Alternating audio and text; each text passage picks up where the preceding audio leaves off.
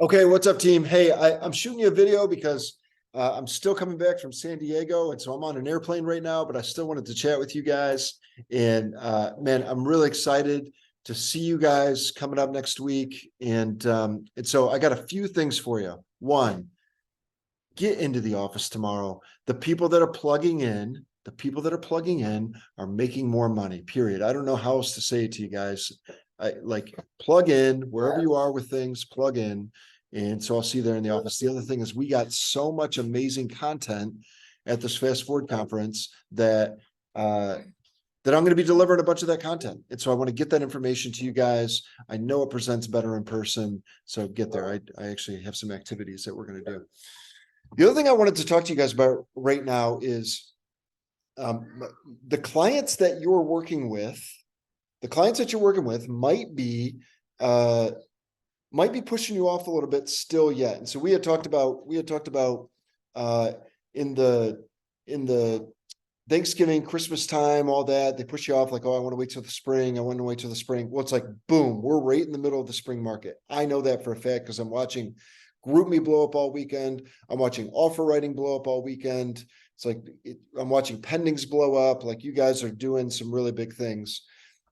And so the reality is that a client that you're talking to right now might not move into their home until September 1st. And so I'll show you what that looks like. And so we need to be prepared to have that conversation. If you're not up to date on your reverse timeline scripting and you're not up to date with those kind of things, I'm going to go through that with you.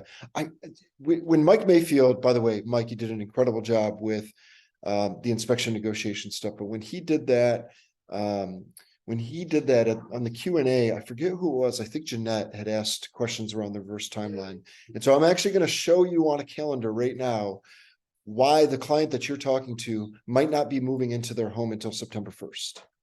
And we need to be prepared for that conversation, especially if you're running into a seller that's saying, well, I'm really not looking to move until the fall. And so, look, I don't need to meet with you. And the reality is they do. So let me show you what this looks like. All right, hold on. Let me pull up my calendar. All right, so I'm looking at my calendar. And here's where we're at. So right now it's March 13th, right? So I'm shooting this on Sunday, but today it's March 13th. And so let's pretend you're having a conversation with a client and you guys go out and look at houses, or maybe they're looking to sell their home. And so you have a listing appointment at some point this week. And so let's pretend that you guys end up connecting and having that appointment this week. Okay. So you have that appointment this week and you're going to go out and look for homes and you're going to show them, you end up taking them out maybe 2 or 3 times to find them that home. And maybe it takes you 30 days to find them that home. And so you end up finding them a home the week of April 10th. April 10th is when you go under contract. So you're looking at homes over the next 30 days and you finally get something accepted kind of right in this weekend, you go under contract April 10th. Okay, so then you have your inspection that happens within this week of April 10th. And everything, let's pretend everything moves forward. We don't have to do any other things or drag it out. And so now, boom, we're in with a mortgage person. Well, the mortgage person, let's pretend they take 45 days to get that loan completely done. So you're not rushed, right? When you rush things in real estate, that's when mistakes happen and emotions get elevated into the whole thing. So we don't want to rush the mortgage person. They might tell you, oh, I can do it in 20 days.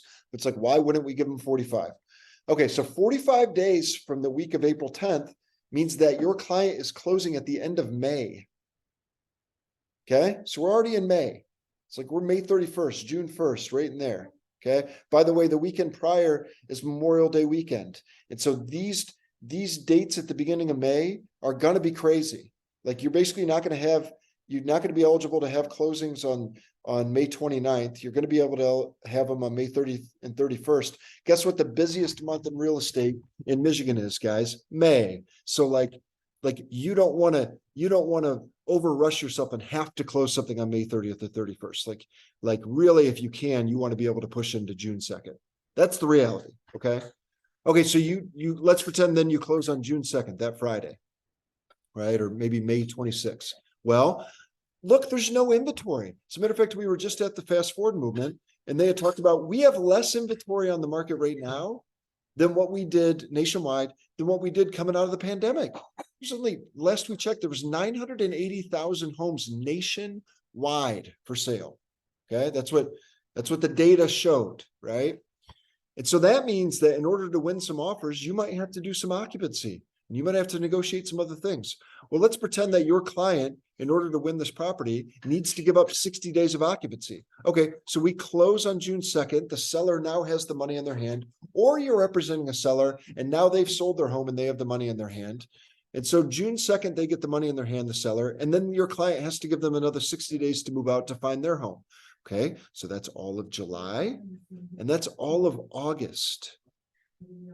Okay, so again, you meet a client this week. It takes them 30 days to find a home. We go under contract on April 10th. It takes 45 days to close on the mortgage. You're closing May 31st, but you don't want to close that date. You're closing on June 2nd. You give 60 days of occupancy. That's all of July. That's all of August. And now we're September 1st. Now, I'm not even baking in here if they want to take another couple weeks to slow down their move, if they want to take a couple weeks to do a renovation, if they want to take a couple weeks to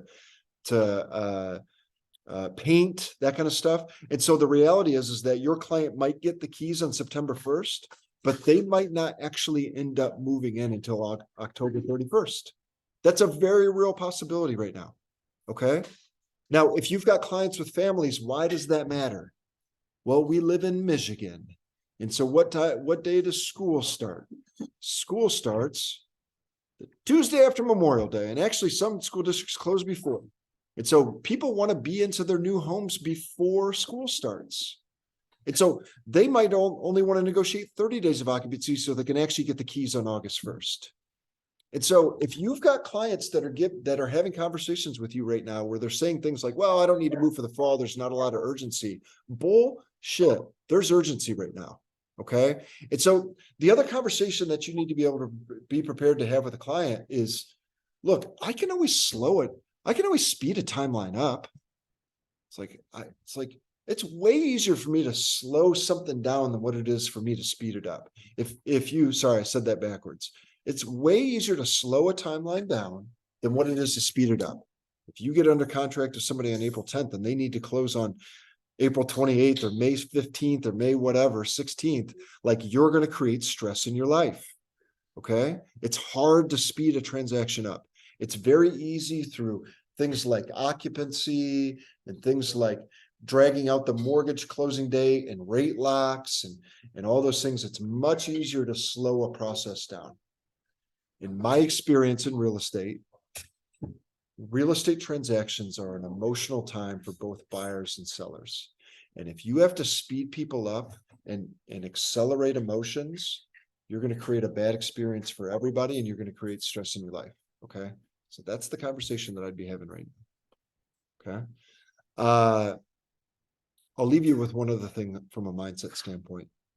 So by the way, before I do that, if I were calling and doing follow-up this week, I might, depending on the client, I might throw some things out there that sound like this. Let me give you some real actionable words to say on your follow-up. Ring, ring, hello. Hey, Mr. Client. Hey, it's Austin. Your real estate agent with the Perna team. Hey, I was thinking about you. I think the last time that we spoke that you had shared with me that you want to be into a home by like the fall. Is that still the timeline that I had here? Yes. Okay, great. What's interesting is I'm working with a client right now that we just got them under contract, or someone on my team is working with a client right now that we just got them under the contract, and their move-in date on their property as of right now is mid-August or end of August. And so actually, a lot of the clients right now that want to move in the fall, I'm helping right now. And so what I wanted to do, and you and your family are so important to me, I wanted to sit down and just have a consultation with you. And so we can really figure out what that perfect move looks like, and we could start to figure out some timelines. I don't want you to be rushed, especially with you moving your family. When's a good time for us to sit down and go through a couple things together? I've got tomorrow night open. I've got tonight. Our middays usually better. When's a good time for us to meet? Right. And that's the actionable follow-up I'd be using with my clients right now to get in front of them. Again, we had talked about momentum and in the process of inertia last Friday. This is an inertia moment. This is a momentum gaining moment. You need to be obsessed with getting in front of the client, right? So I'm actually out here visiting one of my best friends. He's in the car business, and they take, right, people look at cars online, right? And one of the things that he teaches his sales staff is, if somebody calls in with a question about the car, you're only obsessed with one thing: get them into the dealership.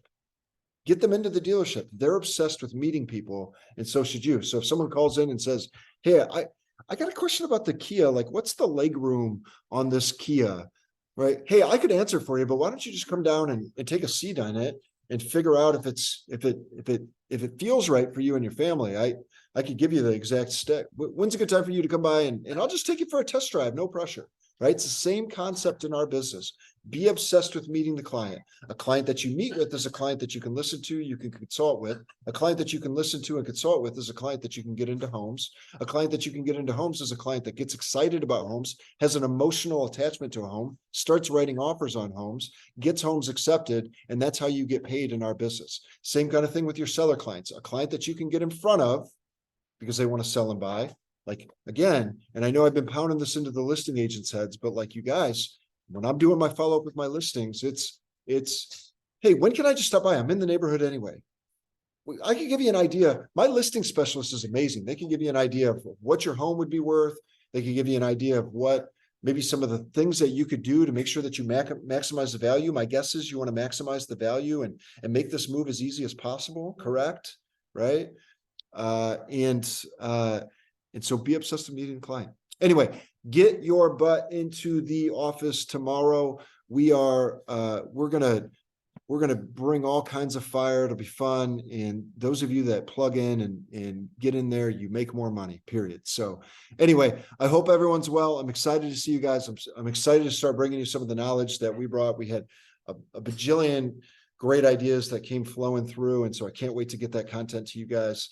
And anyway, that's what I got. So see ya. Have an awesome day. Get on the phone. Momentum. Get on the phone. Go.